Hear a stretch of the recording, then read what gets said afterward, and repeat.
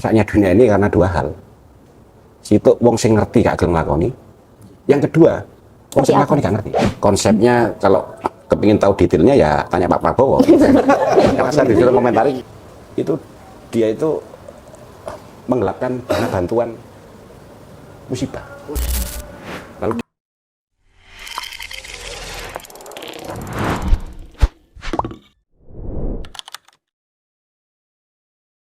Bismillahirrahmanirrahim. Assalamualaikum warahmatullahi wabarakatuh. Waalaikumsalam. Halo sahabat umat, kembali lagi bersama saya di podcast PDUF MUI Jawa Timur kali ini. Kita sudah sampai pada pesan kunci dari Ketua PDUF MUI Jawa Timur, yakni Gus Miftah, yang dimana beliau menegaskan bahwa pengelolaan dana umat bukan hanya teknis administratif, tetapi amanah besar yang akan dipertanggungjawabkan di dunia dan juga di akhirat. Untuk lebih jelasnya, kita akan langsung bertanya tentang profil beliau. Di sini sudah ada, di sebelah saya sudah ada Gus Miftah. Assalamualaikum Gus Miftah, bagaimana kabarnya hari ini? alhamdulillah sudah Sehat? habis buka puasa seger. Alhamdulillah. Ustadz Rizky, gimana kabarnya hari ini? Kita berjumpa lagi di podcast ini. Lihat Gus Miftah segernya juga seger enggak? Iya. Alhamdulillah. Semoga selalu seger ya untuk menyapa sahabat umat yang ada di Ini balik. paling banyak tampil untuk podcast. Mungkin langsung saja Gus Miftah untuk memperkenalkan diri dan juga latar belakang profil dari Gus Miftah kepada sahabat umat yang ada di balik layar. Ya, saya Miftah Jauhari. Tadi sudah disebut ya. Pesan kunci. Nah, Jauhari itu kunci itu bahasa Arabnya miftah ya. Jadi ini pesannya miftah ya. Saya nggak tahu itu sengaja atau memang ketidaksengajaan yang diatur oleh alam semesta gitu. Jadi saya Miftah Jauhari, ya pengalaman organisasi mulai dari zaman zaman masih sekolah lah. Yang jelas banyak kiprah di Nahdliyin, Jamiah Nahdlatul Ulama. Ya untuk selanjutnya saya kira kalau sudah menyebut Nahdliyin sudah lebih dari cukup gitu ya. Baik, dari latar belakang yang sangat luar biasa, kira-kira mengapa Gus Miftah bisa tertarik nih dengan Komisi Pengembangan Dana Umat dan Filantropi di MUI Jawa Timur? Kalau jawaban pakai metode Asy'ariyah ya tidak ada tertarik dan menarik. Ya momoro kalau versinya Hegel saya terlempar gitu saja. Terlempar. Nggak tahu. Jadi kalau konsepnya Asy'ari, ya sudah kita menjalani saja. Kadang tahun yang lalu saya terlempar di mana, sama. Saya mungkin juga suruh jelaskan kenapa kok sekarang ada di sini, di kantor ini, ya tidak tahu. Jadi itu paham yang sangat kami pegang, yaitu akidah Abu Hasan al-Asy'ari, bahwa kita hanya melakukan proses itu sebaik-baiknya, sedangkan apapun hasilnya dan kondisi kita saat ini itu adalah takdir dari Allah Subhanahu wa Ta'ala. Sesuai dengan kalimat amanah tidak akan pernah salah dalam memilih pundak, begitu ya Gus? Semoga. Semoga. Kira-kira di PDUF MUI Jawa Timur ini ada program apa saja yang akan kita luncurkan nantinya? Kembali lagi, ini program yang digagas bersama oleh tim yang ada di dalam Komisi Pengembangan Dana Umat dan Filantropi. Ya setidaknya, meskipun saya ini orang Jawa itu ewo beda dengan luar Jawa ya. Jadi ada istilah itu, kita ini bahasa Jawanya itu sadurunge kedaden niku gak wani ngomong saja nih. Disi kerso. Tapi karena ini demi kepentingan organisasi yang semua itu harus direncanakan, disampaikan, dan juga podcast. Kalau tidak saya jawab, harinya kan nggak enak podcast ini gitu. Ya kita merencanakan. Tapi apapun hasilnya, itu semata-mata nanti kembalinya adalah semua proses itu kan alhamdulillah, segala puji bagi Allah Subhanahu wa Ta'ala. Jadi kami hanya dititipi oleh Allah, kebetulan saja dititipi satu tim, satu energi, satu kemampuan untuk berencana. Itu setidaknya ada 5 lah rencanaan itu. Yang kami sebut itu sebagai bentuk pengabdian kecil kami di Komisi Pengembangan Dana Umat, ya setidaknya nanti ada santunan 2026 yatim duafa. Mbaknya nggak masuk ya? Tidak. Oh, ya. Dan janda masih belum. Nanti kita rencanakan tahun depan 2027. Siap. Lalu yang kedua ada khitan masal ya. Khitan masal itu 50 anak ya. Oke. Atau bapak-bapak mungkin ada yang belum. Wah, wah itu. Lalu ada juga nanti insya Allah tadi yang sudah ada kami di kepengurusan ini membagi menjadi 5 bidang. Salah satunya adalah riset and business ya. Itu salah satunya adalah apa itu trust fund ya. Nah, insya Allah nanti itu akan kita launching program itu di akhir Ramadan pasca penyerahan santunan tanggal 25 Ramadan atau 23 Ramadan mengikuti pemerintah. Nah, gitu. Karena di MUI ini itu sebagai salah satu badan silaturahim.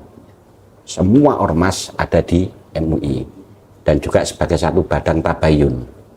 Nah, tabayun apapun itu nanti keputusan tetap pemerintah. Lalu setelah itu juga ada ya rencana kita semoga nanti juga terwujud dan semua atas petunjuk dari Allah Subhanahu wa taala. Kita juga akan memberikan tali asih lah sebagai apresiasi mereka yang mau bergabung dengan kita, ya seragam atau sarung minimal ya S atau wadimor atau mangga tergantung itu nanti. Udah endorse Gus? Oh sudah. Udah Oh endorse. iya. Sponsor nanti masuk. Sponsor masuk nanti ini. Lalu juga ini yang paling awal. Jadi podcast selama bulan Ramadan itu di backup oleh divisi atau bidang 4 media dan komunikasi terus sampai dengan akhir Ramadan. Oke. Berapa tadi? 4 ya Gus? 4 ya? Masih kurang 1 ya? Kurang 1. Satu ini apa? Manajemen advisor. Oh enggak, yang untuk program ini. Ya. 1, 2, 3, 4 media. 5 riset. Nah itu 5. Saya kalau habis buka emang gini. Sering saya sebut tapi lupa gitu loh. Karena saya nggak terlalu itu kan Einstein kan gampang lupa nama. Iya. Alasannya satu, dia nggak terlalu mengingat-ingat hal kecil-kecil. Asik. Iya. Itu alasan orang lupa itu. Makanya jangan tegang ya. ini beda dengan yang sebelum-sebelumnya. Iya. Ini nuansa gitu. Iya. Biasanya kita di organisasi atau lembaga itu Gus dituntut untuk selalu profesional. Kira-kira menurut Gus sendiri itu bagaimana memaknai profesionalisme ini sebagai ibadah seperti itu Gus? Oh itu ada rujukan teksnya itu. Jadi turut skotimnya atau nasnya itu ada. Jadi kerusakan dunia ini itu kalau tidak salah perkataan sahabat Ali bin Abi Thalib. Rusaknya dunia ini karena 2 hal. Situ wong sing ngerti gak gelem lakoni. Yang kedua, wong sing lakoni gak ngerti. Karena apa? Sing ngerti gak gelem lakoni. Itu problem kita mulai dari zaman Nabi Adam sampai nanti hampir 1 kiamat lah. Kalau kiamat kan sama-sama dengan warung Madura ya. Itu seperti itu. Memang sifatnya bukan tuntutan. Kenapa kok sampai tuntutan?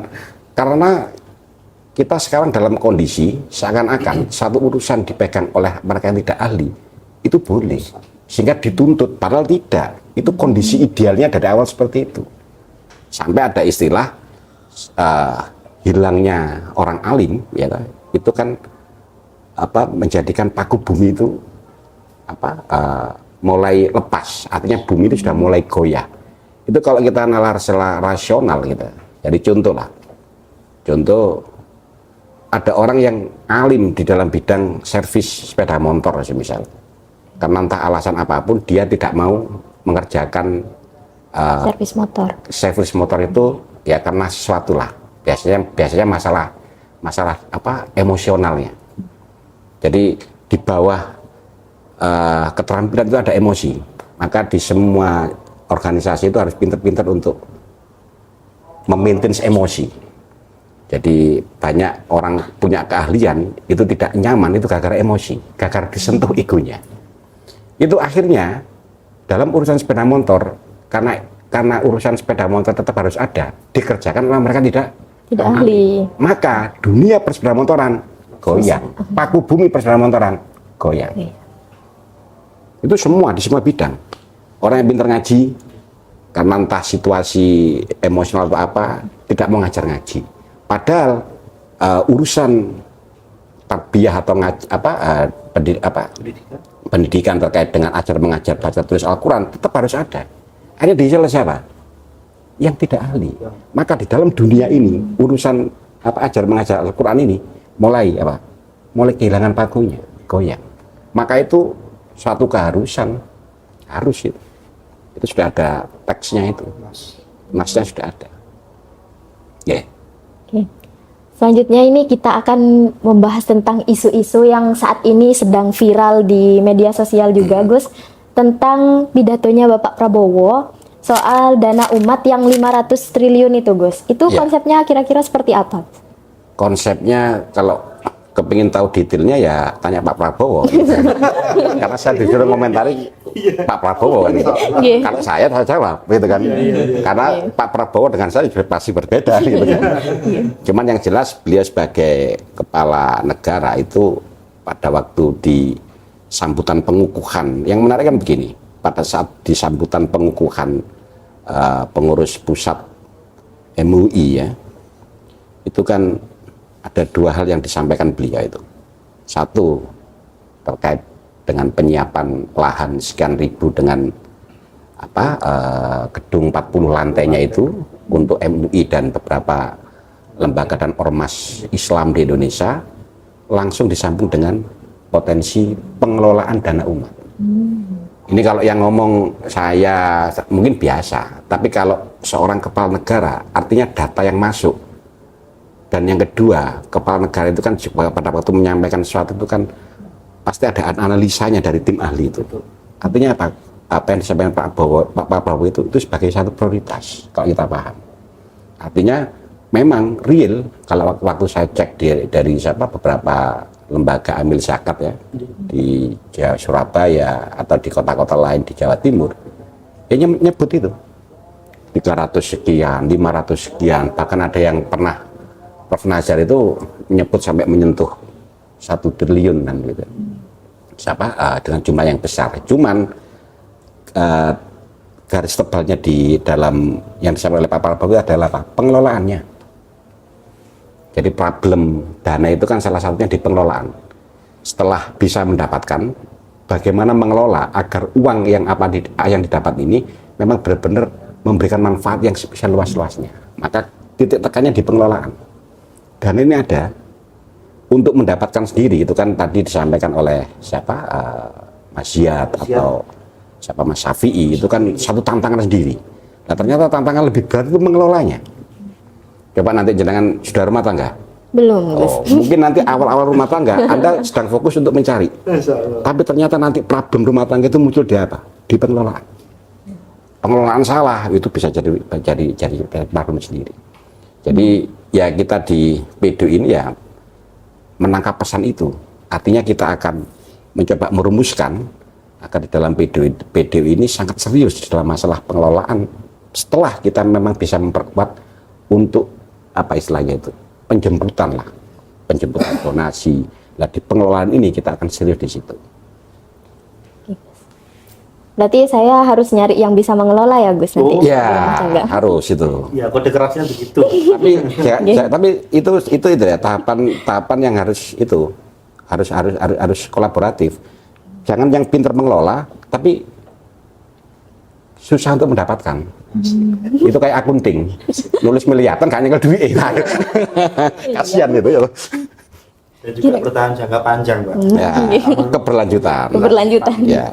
Nanti balik lagi ke riset dan bisnis ini, Gus. Nah, harus di riset itu. Selanjutnya saya ingin bertanya pendapat Gus tentang dana invest emas digital yang kemarin baru turun fatwa bulian syariah atau bank emas itu, Gus. Ya, kalau kemarin saya sempat tanya-tanya lah ke siapa, fatwa MUI Jawa Timur ya, itu memang sementara masih pakai siapa? Oh, sementara memang itu belum dibahas secara serius. Nah, ini kembali lagi seperti yang saya sampaikan di awal, ini sudah masuk wilayah ranah fatwa. Nah, saya bagi lagi, ini klasifikasinya Imam Ghazali. Nanti manusia itu ada 4. Nanti kalau jenengan pilah-pilah, nanti anda ketemu. Maksudnya bukan untuk menilai orang ya, menilai diri sendiri. Ada manusia itu yang ini yang paling puncak, tahu bahwa dirinya tahu. Yang kedua, itu manusia yang tidak tahu bahwa dirinya tahu. Ini harus dibujuk. Sama, waktu saya meng-hire personalia di video ini, Anda itu mampu, tapi nggak mau. Kita bujuk, kita macam-macam lah. Ini eman, karena nanti kalau sampai nggak mau, ada yang tidak mampu tapi mau. Akhirnya terjadi kerusakan. Nah, juga ada level ketiga. Ini pertanyaan yang akan menjawab pertanyaan Mbak siapa namanya? Yesi. Ya, Mbak Yesi ya. Saya memang tidak selalu sering ngapal nama ya. Tapi konsep yang saya hafalkan. Itu apa? Tahu bahwa dirinya tidak tahu. Nah, saya tahu ini bab fatwa. Maka saya jawab belum diputuskan. Nah, gitu. Nah, ini kan satu kebijakan juga. Dan yang terakhir, nah ini yang parah. Gak ngerti nih, dia gak ngerti. Nah, caranya kemeruh. Nah, gitu. Berarti ini sama dengan teori Johari Windows, Gus. Johari Windows, ya. Nama saya juga itu ya. Nah, Johari juga. Jadi tadi sudah disebut kunci, Miftah, sekarang sudah Johari, lengkap gitu. Kebetulan saya dari jurusan komunikasi itu juga belajar tentang Oh, itu, belajar tentang Johari Windows ya. Jadi jendela saya gitu ya. Jendela Gus Miftah, Lah, iya. Enggak, jendela Johari gitu kan. Karena ada 3 nama Johari di PDU ini. Salah satu pembina itu namanya Gus Irfan Johari. Tadi ada yang diwakilkan oleh siapa? Ustadz Badawi, Ustadz Haris Johari. Nah, kalau saya kan nggak perlu saya sebutkan Ustadz Pak. Kira-kira Gus, seberapa penting kolaborasi lintas sektor dalam membangun kekuatan umat itu sendiri? Harus. Tadi kolaborasi itu kalau kita bicara itu kan rumusnya kan bukan 1 tambah 1 menjadi 2, tapi kan 11, 7 kan gitu kan. Artinya apalagi terkait dengan urusan umat, karena ada satu asumsi bahwa pengetahuan kita atas sesuatu itu sebenarnya lebih banyak ketidaktahuan kita. Maka tugas kita sebenarnya harus kolaborasi. Wes apapun itu. Ada seorang filsuf terkenal itu namanya Socrates lah. Jadi ini saya mohon maaf ya harus cerita ya. Nanti dipotong ya nggak apa-apa, tapi nggak dipotong ya nggak apa-apa gitu kan. Jadi dia itu oleh oracle, itu ada seorang dukun itu disebut pada orang tanya siapa orang paling bijaksana di sini, itu dia menyebut ini si Socrates itu. Waktu itu orang penasaran, padahal orangnya itu kemana-mana tidak pakai sandal, sering ke pasar, kayak orang setengah gila lah. Saya ditanya, kenapa kok Anda diidentifikasi oleh oracle atau seorang yang dianggap punya kemampuan pengetahuan sebagai orang paling bijaksana? Dia cuma ngomong satu, kenapa? Saya itu lebih banyak tidak tahunya daripada tahunya. Dan ternyata benar. Misalnya jenengan sekarang ya, itu komunikasi ya.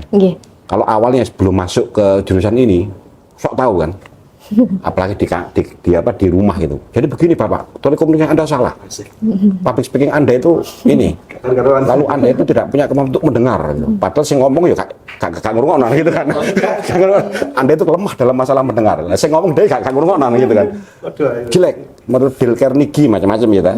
Data baca ya Dale Carnegie, sampai tokoh-tokoh itu kan, motivator itu. Nah, pada waktu Anda masuk ke basis ke spesifik secara detail komunikasi, ternyata baru tahu ternyata lebih banyak yang tidak saya tahu di situ. Betul. Sama ini media juga ini. Awal-awalnya saya akan belajar serius di masalah fotografi kan. Terus kok yo nggak handphone macam-macam. Bareng masuk, ternyata segini ya. dan kita ada kesadaran ternyata pengetahuan saya itu sangat sedikit dibanding yang tidak saya tahu, maka harus kolaborasi, apalagi urusan umat, jadi harus. Ibarat kalau biting satu itu dipatahkan itu mudah, tapi kalau bitingnya banyak bersatu itu kan susah. Ya, susah. Kolaborasi tadi. Semakin banyak yang kolaborasi, semakin banyak ahli yang masuk, maka hasilnya juga harapannya juga semakin baik. Ya. Kira-kira bagaimana ulama di Indonesia, terutama di wilayah Jawa Timur ini, bisa adaptif terhadap sistem modern tanpa meninggalkan nilai syariahnya, Gus? Itu konsep semua ulama seperti itu. Jadi tidak meninggalkan yang lama, menerima yang baru yang baik. Jadi bahasanya itu kalau kita hanya mengikuti yang kekinian, mengabaikan yang lama, kita tidak punya identitas. Tapi kalau kita mempertahankan yang lama tapi menolak yang kekinian, kita ketinggalan zaman. Karena kalau saya amati sekarang sebagai representatif kekinian lah, Gen Z itulah. Anda cek itu kontennya. Nggak ada identitas. Nggak ada identitas. Saya lagi Blackpink. Apa itu? Siapa? Sing Lisa joget apa itu? Crab itu? Crab dancer? Tahu? Hah? Jadi kan malah tahu. Oh, harus tahu itu. Harus tahu. Saya tuh bisa nirukan, saya itu bisa. Saya ngikuti itu Lisa. Lalu sama BTS itu, APT ngikuti Bruno Mars itu. Tapi saya untuk mengidentifikasi bahwa generasi sekarang itu memang mengikuti kondisi kekinian, tapi dia krisis identitas. Loh, itu Korea Selatan itu. Harusnya kamu terima metode modern nih. Sekarang yang tempo musik yang sedang digemari oleh masyarakat itu seperti ini kan ada perubahan semua itu kan. Oh, tempo sekian. Tapi isi dengan identitasmu saat ini. Karena apa? Yang sifatnya kekinian itu sifatnya hanya sementara. Kalau pada waktu kita tidak punya identitas, maka kita kehilangan jati diri itu. Nah, dua-duanya ini harus, dan sesuatu yang tidak pernah berubah itu apa? Apa, Gus? Perubahan. Satu tidak pernah berubah, perubahan. Jadi harus. Jadi kalau ada seseorang yang maka saya masih ingat kemarin sambutan dari Prof Halim ya, terkait dengan salah satu yang menjadi satu yang menonjol dari MUI itu adalah apa? Sebagai satu badan yang fatwanya itu relatif bisa diterima secara menyeluruh. Karena satu, ada 3 unsur. Satu, ada rujukan teks. Yang kedua, memperhatikan konteks saat ini. Lalu yang ketiga, karena di MUI ini banyak entitas, banyak madhab dan banyak ormas, dia ada forum tabayun. Ada forum tabayun. Karena di sini ada ormas ini, ya dibicarakan bersama-sama. Maka MUI ini sebagai satu lembaga yang di situ bisa mengeluarkan fatwa, itu yang paling bisa diterima. Nah, itu sama, teks, konteks, tabayun. Maka modern itu harus kalau bahasa siapa itu tokoh HMI dulu itu modernisasi harus, tapi jangan westernisasi. Gaya hidupnya ojo niru barat, karena kita sudah punya gaya hidup ketimuran, Eastern lah gitu kan. Cuman metode modern sekarang yang komunikasi menggunakan metode seperti ini ya harus mengikuti. Nah itu. Sebelum podcast ini ditutup, mungkin ada pesan dan juga harapan dari Gus Miftah dan juga dari Ustadz Rizky untuk generasi muda dalam menjaga dana umat ini, Gus. Ya, monggo, Ustadz Rizky. Jadi harapan kami adanya komisi PDU filantropi ini, kita mampu mengoptimalkan potensi zakat ya. Jadi yang mungkin kuenya sekarang sekian persen, harapannya depan naik sekian persen gitu. Karena ada peran ulama, ada peran para praktisi yang kemudian bisa nyengkuyung bareng, bisa harmonis bareng seperti itu. Dan tentunya juga yang paling utama ketika ada potensi dana umat bertambah, tentu juga yang menerima bantuan juga lebih banyak. Yang paling akhir lagi, impact-nya juga bertumbuh. Artinya tidak hanya sekedar membagikan kue, tapi juga benar-benar memberikan dampak yang bagus bagi masyarakat. Oke, mungkin dari Gus, Ya. Nah ini gini, untuk generasi khusus ya, generasi muda Gus. generasi muda. Nah itu gini, itu nanti relate dengan yang saya katakan di awal. Jadi generasi muda identik dengan fase-fase dia itu lebih banyak untuk kalau di di Ronggo Warsito itu generasi muda itu di fase-fase Kanoman dan Kanuragan dan Kadonyan biasanya. Kadonyan itu dia saat itu sedang mencari jati diri untuk mendapatkan sesuatu yang terkait dengan materi. Nah, terkait dengan PDU banyak hadis yang menyatakan nek ono arek nom ya tak, itu kok sudah ada kesadaran spiritual langsung lebih surga. Insyaallah. Wasitul Mustafa 7 orang yang masuk surga itu kan arek nom sing nang masjid. Kenapa? Jarang. Lagi arek nom itu kok gampang sodako semua gampang membantu orang lain itu masuk surganya langsung. Kalau tua sudah wajar, setelah wis gagal kabeh wis tak sodako kan gitu. Wis nanggene gagal kabeh tak nang masjid. Nah ini khusus bagi anak muda, artinya apa? Anda punya tiket, golden ticket. Jadi golden ticket itu bukan hanya di kampus, bukan hanya di idol. Pada waktu kamu bisa mencapai level tertentu, yang itu sebenarnya makomnya orang-orang tua. Kalau di versinya Ronggo Warsito itu makom setelah makom Kadonyan itu kan ada makom kasepuan dan kasunyatan. Jadi kalau anak muda kok sudah bisa mencapai level itu, golden ticket. Kalau film kekinian yang sedang viral di Netflix ya, Jembatan Shirotol Mustaqim. Sudah lihat ya? Asik. Hah? Belum kayak gitu. Wah, gimana? Itu tentang PDU itu. Perlu nonton ini. Itu tentang PDU.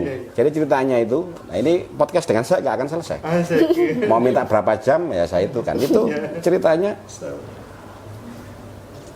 wakil menteri itu dia itu menggelapkan dana bantuan musibah.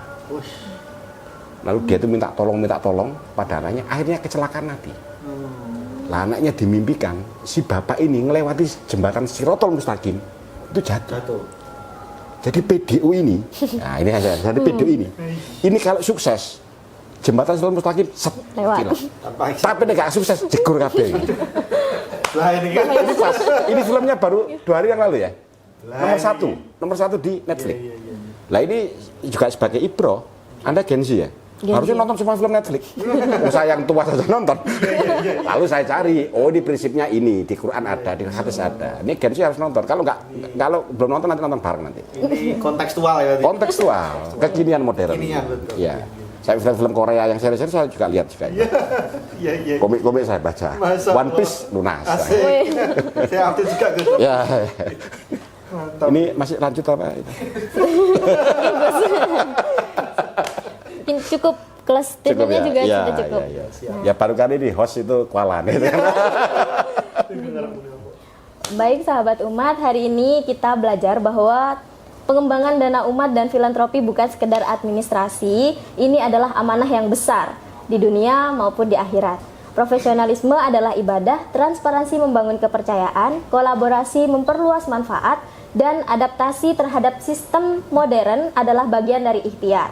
Saya Yesi Maulidia bersama Gus Miftah Johari dan Ustadz Rizky mengajak seluruh elemen masyarakat seperti ulama, pengusaha, akademisi, dan juga generasi muda untuk bersama-sama membangun pengembangan dana umat dan tata kelola serta filantropi yang profesional dan juga transparan sekaligus berdampak bagi masyarakat luas. Karena ini segmen yang sangat khusus, saya menyiapkan satu pantun nih Gus. Ya, enggak. Mungkin nanti dibantu bilang cakep nih Gus. Oh ya. Oh, jangan cakep, cantik. Wah, Oh iya. Oke. 3 hari tak tidur karena proyek aspal. Cantik. Dikelola oleh semua kalangan usia. Cantik. Semoga dari Jawa Timur lahir model nasional pengelolaan dana umat yang menjadi inspirasi Indonesia. Saya Yesi Maulidia bersama Gus Miftah dan Ustadz Rizky pamit undur diri. Sampai jumpa di podcast selanjutnya. Assalamualaikum warahmatullahi wabarakatuh. Waalaikumsalam.